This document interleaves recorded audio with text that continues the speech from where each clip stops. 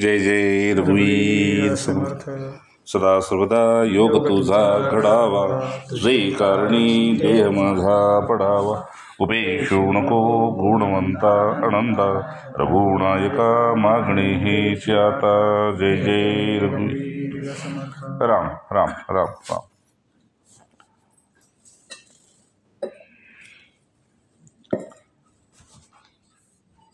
पहिल्या 3 गोष्टी ते म्हणजे ज्याने ही सृष्टी निर्माण केली त्याला नमस्कार. बरं का? ज्याने ह्या सृष्टीत पाठवलं त्याला नमस्कार. आणि ज्यानं स्वतःची ओळख करून देण्यासाठी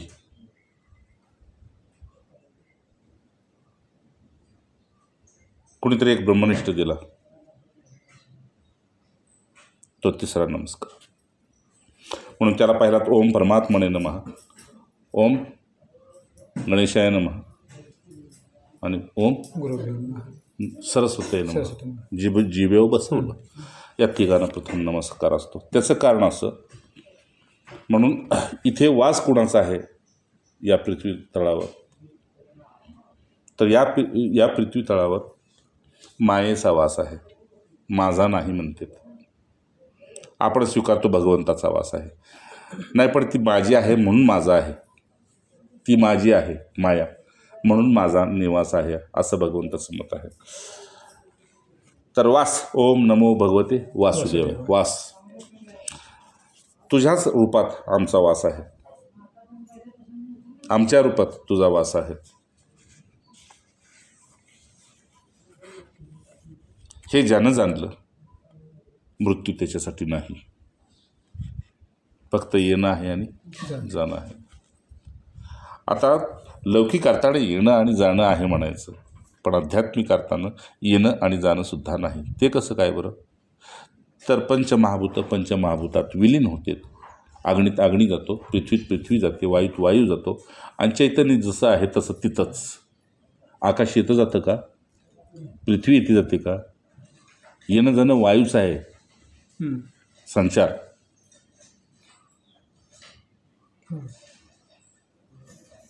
मग मृत्यू कुठे आहे? चैतन्य चैतन्याच्याच ठिकाणी आहे. आणि पृथ्वी तत्वात, अग्नि तत्वात, वायू तत्व वायू तत्वात, जलतत्व जलतत्वात.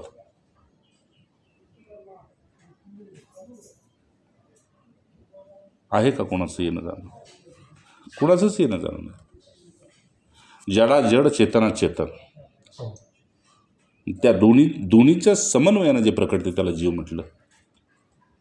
पण जीव जन्माला आला की त्याला जगायची इच्छा झाली, आणि जगायची इच्छा होत असताना आपल्याच इच्छेचा त्यानं विचार केला, बाकीच्याचा विचारच केला नाही. मूळ गोष्टीला हात काय आहे की ओम नमो भगवते वासुदेवाय. ज्याचा इथं वास आहे त्याला नमस्कार. ते कोण आहे? तर भगवत, साक्षात परमेश्वर रूप. नाही का? आम्ही आलो, तुम्ही आम्हाला अतिथी म्हटलं, मला साधू म्हटलं, त्यांना ब्राह्मण म्हटलं, त्यांना दास म्हटलं, तुम्ही आमचं स्वागत केलं. अच्छा, तुम्ही आम्हाला इथं निवासस्थान दिलं म्हणून तुम्ही आमच्यासाठी देव झाला. आम्हाला भिक्षा दिली तुम्ही, आणि जो भिक्षा देतो तो दाता आहे, म्हणून आमच्यासाठी तुम्ही देव झाला, तुमच्यासाठी आम्ही देव झालो.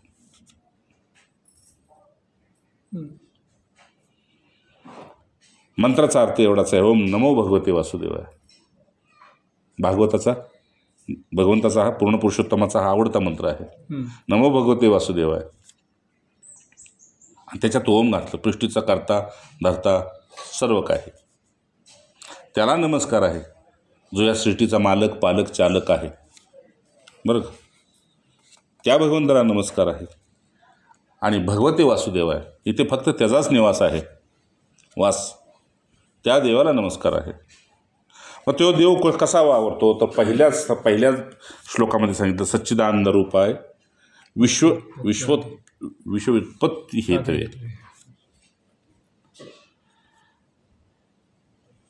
विश्वोत्पत्त्यादी हेतवे. या विश्वाच्या उत्पत्तीचा हेतू त्याने जाणला. तो कोणी सच्चिदानंद रूप आहे. काय हेतू होता? तापत्रय विनाशाय श्रीकृष्णाय वयम नमः.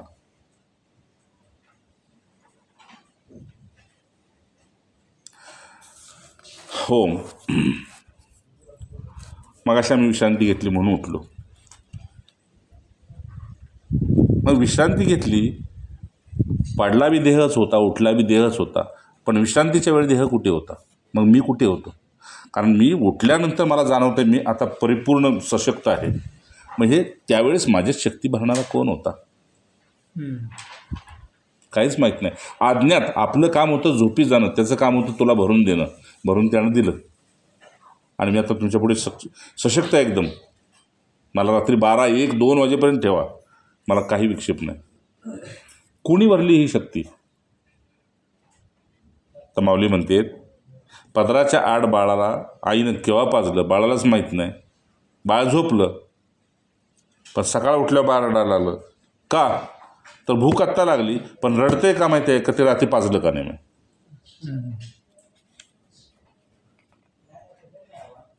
मग पिल्याशिवाय तर सशक्त झोप लागली नाही. भगवंताचं म्हणणं असं, तापत्रय एक आदिदैविक, आदिभौतिक, आध्यात्मिक या तापातून मुक्त करण्यासाठी हे सगळं होतं. नारायण. मूळ श्लोकाला हात घालायचे. तर भगवंताचं अपरोक्ष दर्शन,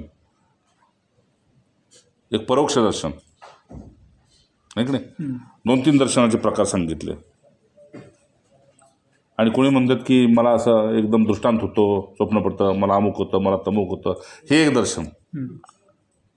दर्शनाचे अनेक प्रकार, तय दर्शने, स्पर्शने, दर्शनाचे अनेक प्रकार. पण मुख्य आत्ता मगाशी बसलो होतो तिथं, तर माझ्या एक डोक्यात आलं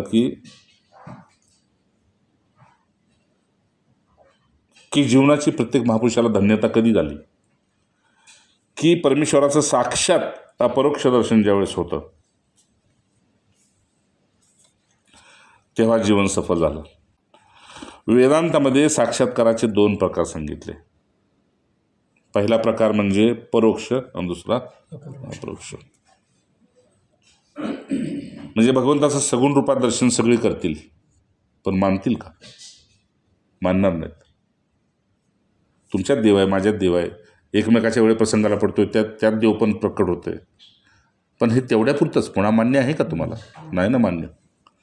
पुन्हा मी तुमच्यासाठी कुठे जातीकुळाचा, तुम्ही तुमच्या जातीकुळाचं, लिंगभेदाचं. म्हणून अपरोक्ष दर्शन हे परमात्म्याचं साक्षात दर्शन. मी ब्रह्म आहे, अहम ब्रह्मास्मी, अपरोक्षम ब्रह्म, भरपूर मार्ग सांगितले आहेत. श्रेष्ठ दर्शन काय असेल तर अपरोक्ष दर्शन. ते कसं आहे? अप्रोक्षानुभूती नावाचा एक ग्रंथ लिहिला शंकराचार्यांनी. त्याच्यामध्ये त्यात संपूर्ण उल्लेख आलेला आहे. केव्हा मी चातुर्मासामध्ये नुकताच झोपडीत आले त्याचा अभ्यास केला होता आणि मी असा गदगद झालो होतो की माझी रात्रंदिवस हीच नशान दशा असायची की म्हटलं की हे शंकराचार्यांनी जे लिहिलेलं आहे हे माझा अनुभव त्यांनी कसा काय लिहिला आहे. अगदी भागवत हातावर ठेवून सांगतोय. माझा अनुभव त्यांना कसा कळला की मी असा एकांतात होतो, मी भटकंतीत होतो, तेव्हा मला आलेले अनुभव ह्यांनी ह्यात कसे लिहिलेत. म्हणून तो ग्रंथ मी कोळून पिलेलो आहे. तेव्हा त्याच्यावर देतो सत्संग. आत्ता मुख्य गोष्ट जी आहे ती अपरोक्ष. मगाशी बाहेर बसलो होतो, यांना मी उठवायच्या अगोदर मी असं शांत बघत होतो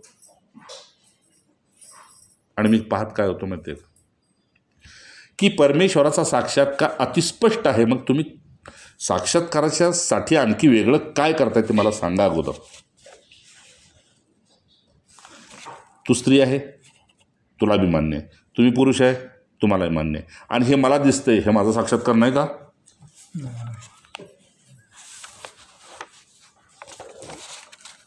आता तुम्ही काही सांगा की आम्ही दोघे एकच आहोत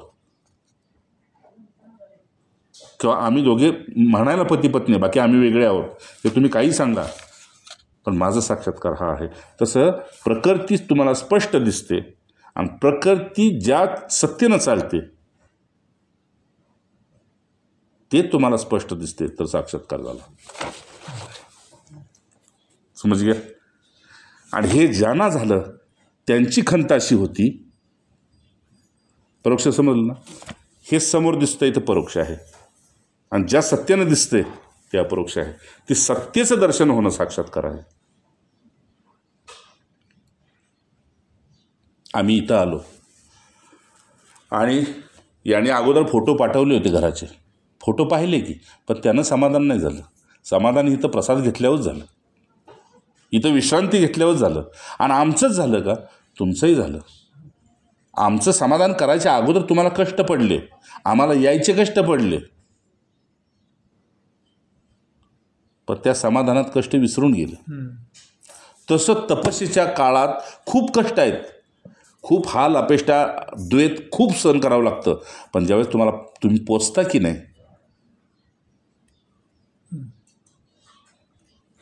त्या तत्वात पोचता की नाही. छोटं उदाहरण म्हणजे 9 महिने खूप सोसावं लागतं, पण ज्यावेळेस बाळ मांडीव येतं का नाही, त्या सगळ्या यातना विसरले जातात किंवा त्या कौतुकास्पद वाटतात. त्यातून लातच मारतंय, ते बाळाचंच करतंय, ते इकडंच करतंय, ते तिकडं करतंय, असं होतं. राम बघा, आता हा अनुभव येण्याकरता करिता ऐक्य भावी निज भक्ती, एकनाथी भागवतातली ओवी घेतली, 621 ओवी नंबर, अध्याय 2. करिता ऐक्य भावी निज भक्ती, उत्कृष्ट उपजे पूर्ण शांती. खरोखरच तुम्हाला शांती पाहिजे का? मग काल सांगितलं शांतीसाठी काय करावं लागतं, काय करावं लागतं. आम्ही विश्रांती खाऊन पिऊन विश्रांती करून उठलोय, आम्हाला जाणवतोय आम्ही ताजे, पण मला नाही जाणवत तुम्ही ताजे. तुम्ही काहीही प्रयत्न करा, पण ती माझी जाणीव आहे, तुम्ही ताजे नाही अजून. हे अशांतीचं लक्षण आहे, माझं शांतीचं लक्षण आहे. का? तर मी पूर्ण भोगातून निवृत्त झालेलो आहे, ही शांतीचं लक्षण आहे. परिपूर्ण भोगातून कुठल्याही प्रकारची भोगी इच्छा नाही, हे शांतीचं लक्षण आहे. नाथबाबा म्हणतात करिता ऐक्य भावी निज भक्ती. करिता ऐक्य भावे, ही वेगळी आणि मी वेगळी, हो दिसायला वेगळा आहोत. मग तो कुठला असा भाव आला की ज्याने एक केलं? ऐक्य भाव, ऐक्य म्हणजे एक ना. असा कुठला भाव होता की एक केलं? तर त्याचं नाव आहे प्रेम. मग ही प्रेम कुठून तुमचं उपजलं? तर जाणीवेतून. मग जाणीव असं तुम्हाला व्हायला असं काय तुमचा संबंध आहे?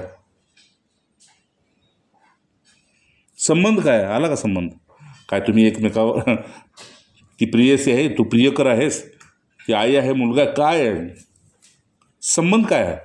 तर म्हटले संबंधमध्ये आला गुरूंचा.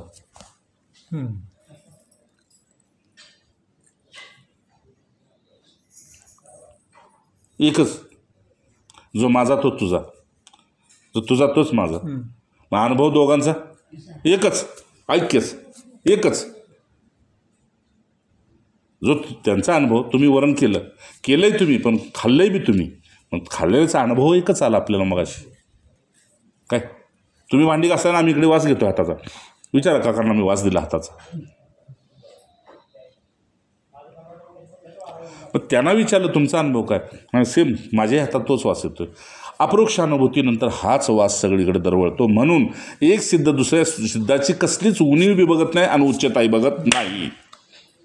उणीव बी बघत नाही आणि उच्चता बी बघत नाही. प्रेमे आलिंगन आनंद, बस फक्त एकमेकाला आलिंगन देईल पार्थ, बस. बाकी काय उणीव सुद्धा पाहत नाही आणि श्रेष्ठत्व पाहत नाही. त्यात जर कोणी एकमेकाला थोडंसं कमी उंचीत लेखत असेल तर ते व्यवहार आहे, तेवढंसं दाखवावं लागतं. पण समजा ह्यांनी मला नमस्कार घातला तर मी ह्यांची उणीव आहे म्हणून ह्यांनी घातला हे नाही पाहायचं. ही त्यांची विनम्रता आहे म्हणून घातलं. आणि वयानं लहान आहे, जसं गोरोबा काकांना नमस्कार घातला एकदा माऊलीने, तर हळहळले गोरोबा काका, नको माऊली, हे पाप नको. एकतर धर्मभ्रष्ट होईल म्हटले, एकतर तुम्ही ब्राह्मण आहात, मी कुंभार आहे, नका असं करू म्हटले. ते तर सोडा, तुम्ही योगी महायोगी आहात, तेही सोडा म्हटले, तुम्ही साक्षात निवृत्तीनाथांचे बंधू आहात, नको एवढं नको म्हटले. नको. हळहळ किती व्यक्त केली नामदेवांच्या घरी, किती व्यक्त केली. बरं म्हटलं तुम्हाला आलिंगन द्यावं तरी बी आमची योग्यता नाही, मग करावं तर काय करावं? बरं वयोवृद्ध म्हणून तुम्हाला नमस्कार करावा, ज्ञानवृंद म्हणून तुम्हाला नमस्कार करावा, तर तुम्हाला मान्य नाही. काय लोक असतील होय. राम करिता ऐक्यभावी निजभक्ती. आणि ऐक्यभावाची निजभक्ती कुणी केली माहिती आहे का? पहिली या पृथ्वीतळ धडा घालून दिला असेल तर हनुमंतरायांनी. मी सेवक आहे आणि तू सेवी आहेस, म्हणजे ज्याची मी सेवा करतोय तो राम आहे आणि मी हनुमान आहे. की नाही?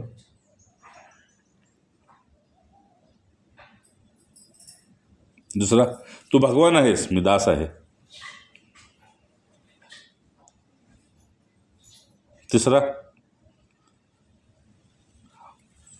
तू मला प्रिय आहेस आणि सेवेच्या निमित्ताने मी तुला प्रिय आहे, म्हणून दोघे एकच आहोत.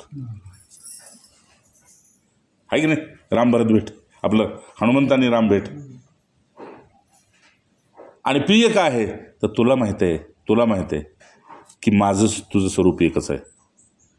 मग तू तुझ्या स्वरूपात विश्रांती करतो, मी माझ्या स्वरूपात विश्रांती करतो, तिथं दोघं एकच आहे. मग भेटीत दोघं एक का नको? ऐक्य. ठीक आहे ना? आणि दुसरी भक्तीचा धडा घातला तो आद्य शंकराचार्यांनी.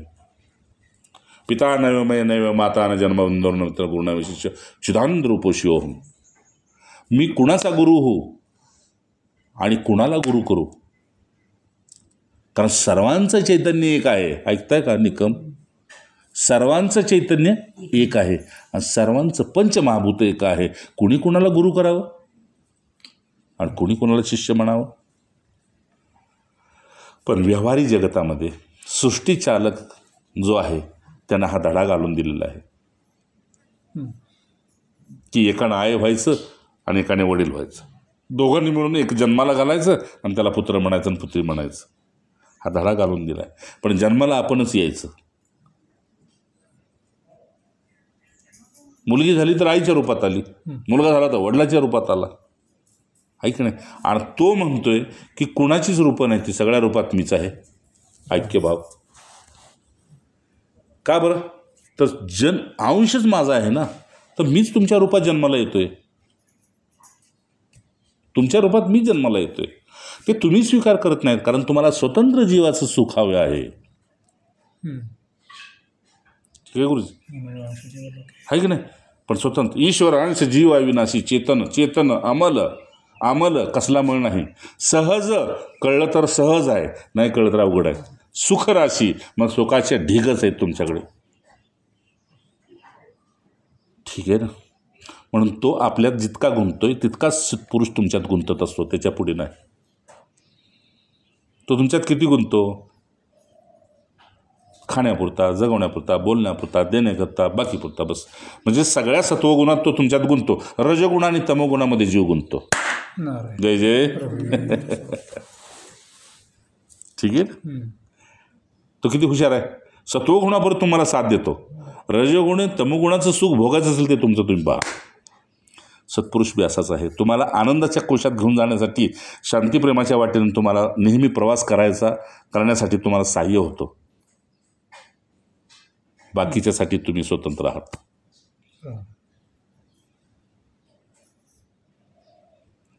ओवी काय म्हणते? करिता ऐक्य भावे निजभक्ती. निजभक्ती म्हणजे स्वतःचीच आली ना. अरे आपणच आपली भक्ती करतोय, आपणच आपल्यावर प्रेम करतोय, पण निमित्त कोणीतरी दुसरं लागतंय ना, नाही का? वेळेवर फोन नाही आला तरी आपण अस्वस्थ होतोय ज्याच्यावर प्रेम करतोय. आजकाल मेसेजची सुरुवात आहे तुमच्याकडे, इकडे आपल्याकडे. वेळेवर मेसेज नाही आला तरी अस्वस्थ होतोय. पूर्वी वेळेवर पत्र नाही आलं तर अस्वस्थ व्हायचं. मग आता वेळेवर स्मरण नाही झालं तर अस्वस्थ होतोय का आपण? नाही होत. कारण इतकं व्यस्त आहोत की हिथं एक वेगळं विश्व आपलं तयार करायचं चाललेलं आहे. नाही, त्याच्याच विश्वात विश्रांती कर, त्याच्याच विश्वात दानधर्म कर, त्याच्याच विश्वात पुन्हा विलीन होऊन जा. संपला प्रवास, नाही का? पण एवढी कोटीची गरज असं तुम्ही म्हटलं की 1 कोटीचा दिवसाचा त्याचा व्यापार आहे माणसाचा. हो, पण त्याला जर तुम्ही विचारलं की तुम्हाला तो एकांतात जाऊन त्याला विचारलं तर म्हणाल तुम्ही ब्राह्मण आहात का? हां, अरे शुक्लयजुर्वेद आहात का? सगळ्या विधिविधान जाणता का? थोडंसं बघा का आपल्या घरात जराशी. परवा येऊन गेले आपल्याकडे. ठीक आहे, बघा की थोडंसं. स्वतः डॉक्टर आहेत. आणि आई तर म्हटली काडीची शांती नाही घरामध्ये, थोडंसं बघा का. म्हटलं नक्की पाहतो. असो, म्हणून संसाराचा विषयच नको. भागवत आहे. भगवंत म्हणते श्रवण करता ऐक्य भावे निज भक्ती उत्कृष्ट उपजे पूर्ण शांती. उत्कृष्ट म्हणजे त्यापेक्षा आता श्रेष्ठ नाही. उतलवले ना.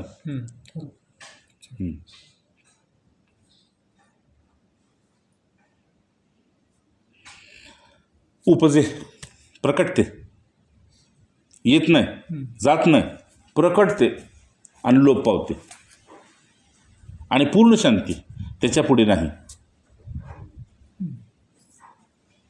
या पूर्ण शांतीचं काय निमित्त आहे तर तिला परमात्म शांती म्हणतात. पूर्ण शांतीला परमात्म शांती म्हणतात. ही इतकी छानपणे तुमच्यातनं प्रकटते. अच्छा, तेने होय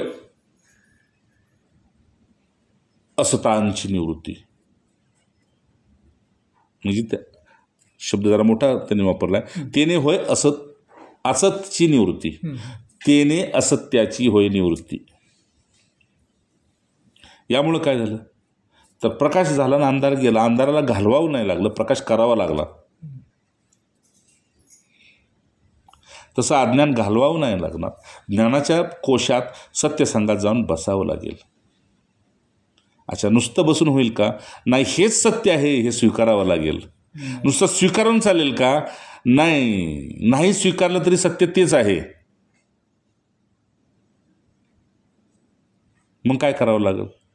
मान्य करावं लागेल का? मग काय करावं लागेल नेमकं? पुढे सांगितलं पूर्ण प्राप्ती. भक्ताम पूर्ण प्राप्ती परमानंदे. तुला त्या आनंदाची गरज आहे का हे महत्त्वाचं आहे. का तुला सुखाची गरज आहे? सुखाची गरज हवी असेल तर पुन्हा तू मृत्यू लोकातच जाणार, असत्या लोकातच जाणार. असतची होय निवृत्ती. आणि तुला खरंच सत्यप्रिय असेल तर तू पूर्ण प्राप्त पुरुषाच्या संगातच राहणार. मग शरीरानं म्हण, स्मरणानं म्हण किंवा कशानंही म्हण, पण राहणार तू त्याच्या स्मरणामध्ये आणि तो तुझ्या स्मरणामध्ये. शेवटी मूल्य आहे ते स्मरणाला. आणि स्मरणामुळं मरण नाही, केवळ स्मरणाव यश स्मरण मातेन. केवळ स्मरणामुळे मरण नाही. मी कुणाचा आहे, कोण आहे आणि मी आता कुठे आहे. कुठे आहे म्हणजे जिथं आहे तिथं मी तिथून विलीन होणार आहे. कसा विलीन होणार आहे? उपजे पूर्ण शांती. उपजणार आहे. येणार नाही, जाणार नाही, उपजणार आहे. शेवट करतो आता या श्लोकाचा. हे काढण्यापुरता ठीक आहे बस. याच्यात वेद उपनिषद घालायची गरज नाही. करिता ऐक्य भावी निज भक्ती. त्याचं होऊन भक्ती चाललेली आहे का कामापुरता त्याचा आहे? करिता ऐक्य भावे. ते ऐक्य भावे सांगितलं. हनुमंत म्हणते फक्त रामाचा आहे, रामासाठी आहे, संपलं. हे ऐक्य भाव आहे. ठीक आहे, मी फक्त तुमचे आहे, तुमच्यासाठी आहे. मला सुखानं वापरा, दुःखानं वापरा, आनंदानं वापरा, बस मी तुमचं आहे. काय? आणि संतांचं मत तेच असतं. तुम्हाला ईश्वर प्राप्तीची गरज असेल तर रात्रंदिवस आम्ही तुमचं आहे. उत्कृष्ट उपजे पूर्ण शांती. ऐक्यभाव झाल्यानंतर इतकी गोड शांती उपजते की मी रामाचा आहे, मी रामाचा आहे, मी रामाचा आहे, राम माझा आहे. याच्यासाठी काय करावं लागेल? नाही ना, मी त्यांची आहे, बस काम संपलं. मी कुणाची आहे मला माहीत आहे. बाहेर कुटुंबात मी 10, 15, 20 जणांची आहे, पण मी खरी कुणाची आहे मला माहीत आहे. मी त्यांच्यापाशी गेले की मी शांत होते. मी त्यांच्यापाशी गेलं की माझं प्रेम उपजतं. हे जसं तिला जाणीव असते पत्नी प्रेयसीला, नाही का, तशीच जाणीव भक्ताला असते. मी त्याचा आहे. हे नाथ रामसुखदाजी महाराज, मैं आपका हूँ, बस. हे नाथ पण हा गदगद विषय आहे, खूप खूप खूप भाग्याचा विषय आहे हा. हे अरे उत्कृष्ट पूर्ण शांती म्हणजे हे सगळं तुमच्या श्वासावर खेळावं लागतं, हे सगळं तुमच्या नजरेवर खेळावं लागतं, हे सतत तुमच्या कानावर खेळवावं लागतं, कानावर. ठीक आहे ना. पण जीवाचे कार्याकारण चाळे बदलतात आणि मग पुन्हा तो एक वेगळ्या मार्गाचा शोध घेतो, अनेक मार्गाचा शोध घेतो. शेवटी नाही तेडे होय असं चिनुती भक्ता पूर्ण प्राप्ती परमानंद.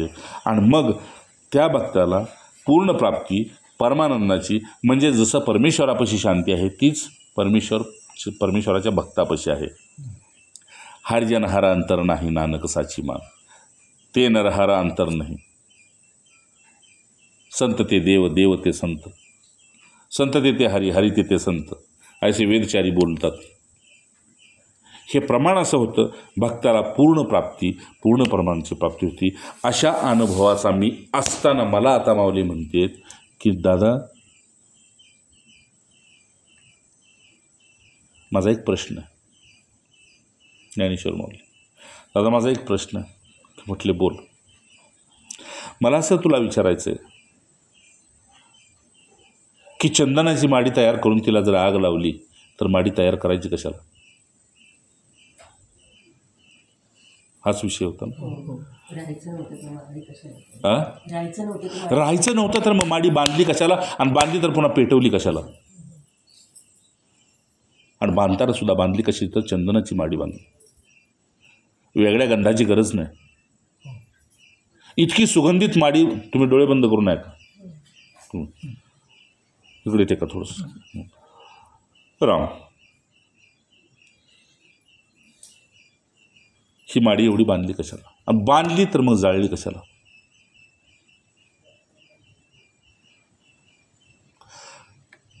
निवृत्तीनाथाने विचारलं, ज्ञाना तुला काय म्हणायचंय? तर माऊली म्हटले, काका माऊली म्हटले की या मृत्यू लोकात काय नाही हे आत्ता मला कळलं. जे दिसतंय ते नाश पावणार आहे, आणि ज्याला दिसतंय तो त्या नाशातच आहे.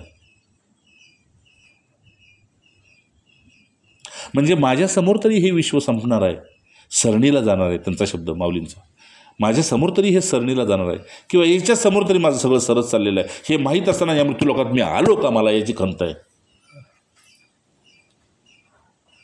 मला तोच प्रश्न पडला दादा की माडी जर जाळायची होती तर बांधली कशाला? तसं याला पेटवून देऊन याची राख करायची आहे, आणि होणारच आहे याची राख. तर मग याच्यासाठी इतकं करायचं कशाला, आणि याला जगवायचं कशाला? याच्यातून साध्य काय करायचे? दिसतंय त्याची बी राख होणार आहे, दिसतंय त्याचा बी प्रलय होणार आहे, बघतोय त्याचाही प्रलय होणार आहे. मग मी एवढी अस्वस्थतेनं मी पळतोय का पळतोय? आणि माझं इथं येण्याचं कारण काय? मला जर माहीत होतं इथं काहीच नाही तर मग मी आलो कशाला? आता जर मला कळतं इथे काहीच नाही तर मी पळतोय कशाला? मला या प्रश्नाचं उत्तर मिळेल ना दादा. मागं सरले सिद्धेश्वराच्या खांबाला टेकून बसले आणि फक्त गप्प बसले. त्यांची अस्वस्थता शांतीत चाललेली होती. ऐकते गोमा, अस्वस्थता शांतीकडे चालली होती. उत्कृष्ट उपजे पूर्ण शांती, की निवृत्तीनं कळलं की आता खरी शांतीत हा प्रवेश करणार आहे, आणि असा प्रवेश करणार आहे की ती चिर शांती असणार आहे, म्हणजे संजीवन समाधी असणार आहे. आणि सगळ्या असत्याची यातून आता निवृत्ती होणार आहे, आणि त्याची निवृत्ती म्हणजे साक्षात माझा बी वियोग आहे. ऐका, हृदय देऊन ऐका. माझ्या अंगावर आता काटे आहेत, सगळ्या अंगावर काटे आहेत माझ्या. गुरुना कळलं की माझ्यापासून सुद्धा हा निवृत्त होणार आहे आता. का ह्यो संपूर्ण असत्याचा त्याग करतोय आता, आणि संपूर्ण सतरूप होतोय आता, माझ्यापासून दुरावतोय. हा माऊलींच्या आधी निवृत्तींचे डोळे कळायला लागले. समजलं का? प्रेम. आणि हे बघायला साक्षीदार कोण आहे तर नामदेव महाराज. समजते? नामदेव महाराज एकदा माऊलीकडे बघतात, एकदा निवृत्तीकडे बघतात.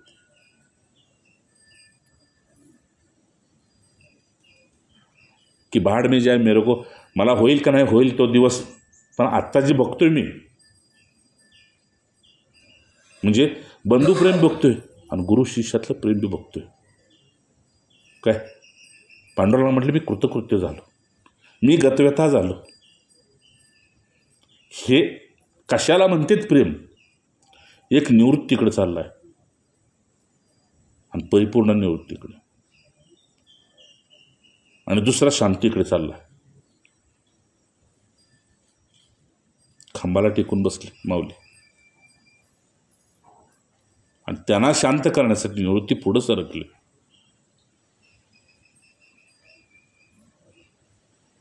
आणि नुसतं दोन्ही गुडघ्यावर हात ठेवले माऊलींच्या. विषय काय? तेने होय असंच निवृत्ती, भक्ता पूर्ण प्राप्ती परमानंदाच. भक्ता पूर्ण प्राप्ती परमानंदे. पण निमित्त काय झालं? करता ऐक्य भावे निज भक्ती, ऐक्य भावे निज भक्ती. एक भाव झाला पाहिजे होता. मी तुला प्रिय आहे तर तू मला आहेस का? मी आहे तर तू आहे का? प्रेम दोन्ही बाजून असावं लागतं. एकतर्फी प्रेम, एकतर्फी प्रेम हे अशांतीचं लक्षण आहे. दुतर्फी प्रेम हे शांतीचं लक्षण आहे.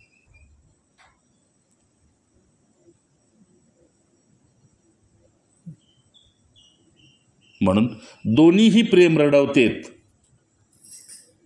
पूर्ण प्रेमाच्या निवृत्तीचा वेळ आली की ती बी रडवतं आणि एकतर्फी प्रेम सुद्धा रडवतं. म्हणजे जीवाचं एकतर्फी प्रेम असतं.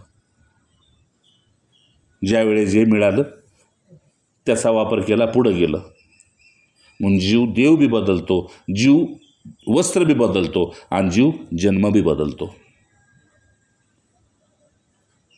म्हणून जीवाच्या प्रेमावर कधी विश्वास ठेवून चालू नाही.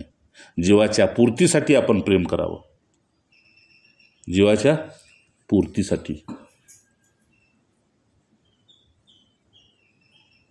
त्याचं अहित बघून आपलं हृदय कापावं.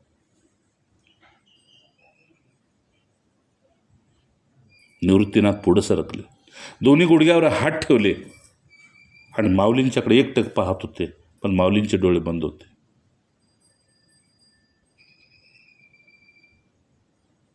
प्रश्न तोच होता की इथं सगळ्याची राख होणार आहे, आज ना उद्या निश्चित आहे, तर मग मी इथं आलो का?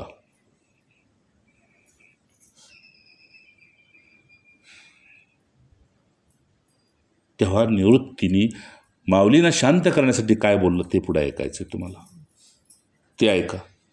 जय जय राम राम. शांतपणे स्पर्श केला. त्या स्पर्शात प्रेम जाणवत होतं, त्या स्पर्शात शांती जाणवत होती. आणि बंद डोळ्यानंच माऊली ऐकत होते आणि निवृत्तीनाथ सांगत होते की ज्ञाना, अरे जर तू मला गुरु मानतोस तर गुरुचं वचन ब्रह्मवचन आहे, गुरुचं वचन वेदवचन आहे, गुरुचं वचन श्रुतिवचन आहे. गुरु साक्षात पुराण पुरुष आहे, गुरु साक्षात पूर्ण पुरुषोत्तम आहे. हे जर सत्य आहे तर माझ्या वचनाला वृथा समजू नकोस. हे ज्याला माहीत होतं इथे काही नाही, तरी तो आला आणि काही नाही या गोष्टीनं जागे झाला. पण मीच निवृत्त आहे तर माझ्या येण्याचं कारण काय होतं? नीट आहे का उत्तर? मीच निवृत्त आहे तर माझ्या येण्याचं कारण काय होतं? मग मला सुद्धा तोच हवा होता जो परिपूर्ण निवृत्त आहे, म्हणून तुला माझ्यासाठी यावं लागलं. जय जय. तू तुझ्यासाठी नाही आलास,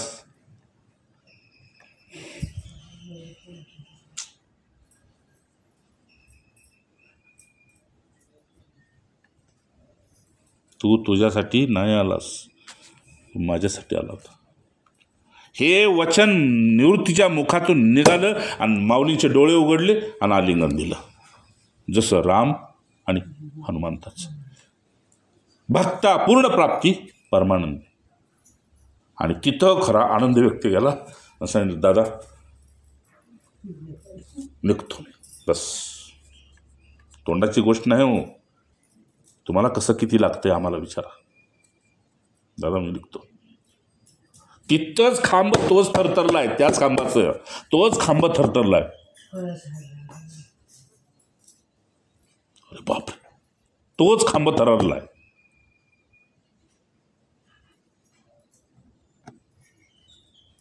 की हा माझा आहे, आता नाही थांबणारा, चालला. तेव्हा नामदेव महाराज सांगितलं, यानं कधी अवहेलना केली नाही. कोणी?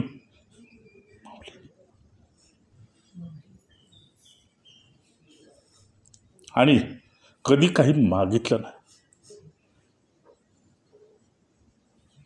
पण शेवटच्या प्रश्नाचं उत्तर देणं गरजेचं होतं, की माझी इच्छा नसताना मी आलो का? तर म्हटले ते माझ्यासाठी.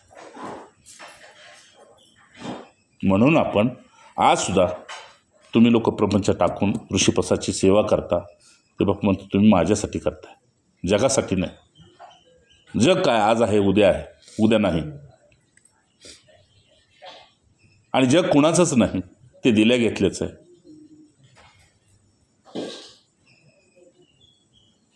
म्हणून त्यांनी पहिल्यापासून तुम्हाला आम्हाला शिकवलं की ऋतमवचमे सत्यवचमे. का? ते कसेही बोलोत, कसेही वागवत, पण तुम्ही गोड बोला, पण सत्य बोला. सत्यच बोला, पण गोड बोला. ही शिकवण त्या पुरुषाची. म्हणून बाबांनो, तुम्हाला आम्हाला एवढंच वाटलं पाहिजे की त्यांनी बोलवलंय म्हणून आलोय, संसार करायला आलेलो. जय जय राम.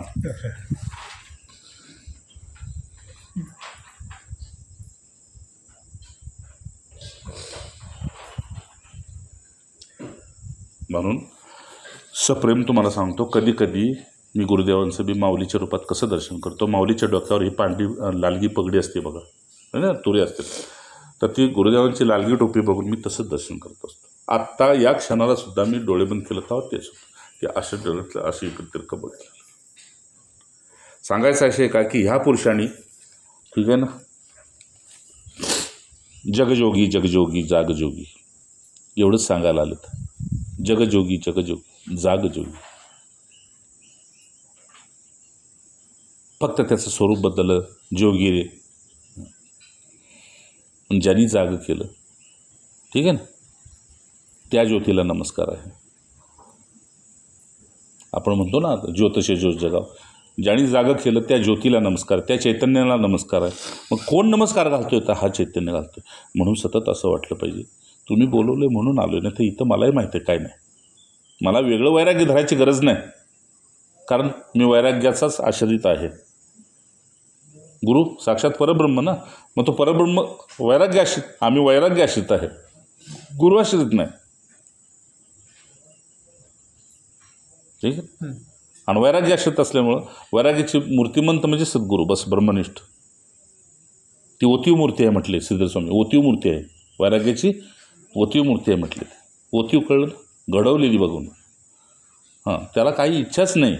आणि हे सगळ्याला जगाला माहीत आहे की, पण जगालाच खोटं करा, जगानंच खोटं पाडलं आहे. ठीक आहे. त्यामुळे जगाला आम्ही ओरडून काय सांगायचं, हे जगानंच खोटं पाडलं. म्हणून पूर्णावती तर तीच आहे. भगवंत नाथबाबा म्हणतात, करता ऐक्य भावी निज भक्ती, उत्कृष्ट उपजे पूर्ण शांती, तिने होय असंताची निवृत्ती, असतांची निवृत्ती, असताची निवृत्ती, भक्ता पूर्ण प्राप्ती परमानंद. भक्ताने भगवंत तिथं पूर्ण होतो की भगवंताला कळलं पाहिजे की भक्त माझ्यासाठी आलेला आहे. आणि मग भक्ताला बी इथं जगत असताना कळतं की हे जे होऊ नये ते होतं आहे, ते माझ्या भगवंतामुळं होतं आहे. जे बोलू नये ते बोलून घेतो आहे, ते माझ्या भगवंतामुळं होतं आहे. जे योग्यता नाही ते मला मिळतंय ते माझ्या भगवंताकडून मिळतं. आता खऱ्या अर्थानं पाकी आपली काय आहे नाही का. मागाशीच म्हटलं दधीची ऋषीसारखी ह्या देहाची हाडं राहिलेत. आता इथं हे सगळं उभं केलं, 4 दिवस येतील, कुणी विश्रांती करून जातील, ठीक आहे, पण त्याचं सार्थकी लागणं महत्त्वाचं आहे. म्हणून काही न पाहता इतका सुंदर श्लोक मिळाला आजचा. आणि रामनवमीच्या तोंडावर तो उत्कृष्ट उपजे पूर्ण शांती, पण कधी करता ऐत्य भाव निज भक्ती. म्हणून भक्तीचं श्रेष्ठ लक्षण असं आहे. दुसऱ्या घरची मुलगी असते, दुसऱ्याच घरचा मुलगा असतो, लग्न लागलं की एक होते काय, पण तो सांगतो तिला काय माहिती आहे का, मला माहेरचं नको तुझ्या, तू सासरचं संबळ बस. माहेरचं काय नको, तू सासरचं संबळ. आणि ती सुद्धा म्हणते माझा तिथे हक्क राहिला नाही, माझा इथे हक्क आहे. अगदी असंच या अध्यात्मशास्त्रामध्ये आहे. भगवंत म्हणते हे मायेचं आहे, तू संबळ, तू संबळ, पण हक्क माझ्यावर आहे. हक्क नवऱ्यावर आहे की नाही, हक्क माझ्यावर आहे, तू इथलं संबळ. आपण ट्रस्टी आहोत, सांभाळतोय आणि पुन्हा सोडून जातोय, सोपून जात नाही. तुमचा तुम्ही कुणी बघायचे ते बघा. इतका माझा भक्त विरक्त आहे. नावानं करा आणि हे करा आणि वाटण्या करा तो नाही, पुन्हा तुम्हाला कसं सांभाळायचं तसं तुम्ही बघा. भगवंत बी म्हणतो हे माझ्या विरक्ताचं लक्षण आहे. जे जिथं जसं आहे तसं टाकून येतो. आणि म्हणून सत्यसंगाची प्राप्ती मी त्यालाच देतो जो जिथं आहे तिथं टाकण्याची क्षमता दाखवतो. नाही तर जाऊ दे एवढे 2 दिवस 4 दिवस, मग आपण ते करू, मग ते हे करू, मग ते हे करू. नाही, सवडीचा परमार्थ नको, आवडीचा झाला पाहिजे. म्हणून तुकोबारांनी सुद्धा सांगितलं जाते, ज्याला देव आवडतो त्याचे पाय माझ्या हृदयात मी धरतो. ठीक आहे ना. आणि तो तसाच देवासारखा जगतो, तो माझ्यासाठी वंदनीय होतो. तुकोबांचं वचन आहे. किंवा बोले तसं चालेल, तसं ते आहे. सार गोष्ट अशी आहे की आपल्याला सत्पुरुष ओळखणं कठीण आहे. तो तुम्हाला नीचातला नीच बी दिसेल, श्रेष्ठातला श्रेष्ठ बी दिसेल आणि पिशाच्चे वध बी दिसेल. तुम्ही काय ओळखणार त्याला. म्हणून जग आज तुम्हाला नावजेल, उद्या निंदा करेल. त्याच्या म्हणण्यानं तुम्ही जर चालाल तर करोडो वर्ष तुम्ही पूर्ण होणार नाही. आणि गुरूंच्या म्हणण्यानं चालाल तर 1 पाऊल उचललं तर तो 999 पावलं पोचलून तुम्हाला पूर्ण परमानंदाची प्राप्ती करून देऊन, पूर्ण शांतीची प्राप्ती करून देऊन शेवटी निजभक्ती देतो. निजभक्ती की तू आत्ता खऱ्या अर्थानं माझा भक्त झाला, म्हणजे मी तुझ्याशिवाय राहू शकत नाही आणि तू माझ्याशिवाय, ही निजभक्ती आहे. जय जय अवधूत श्री गुरु राम राम राम राम.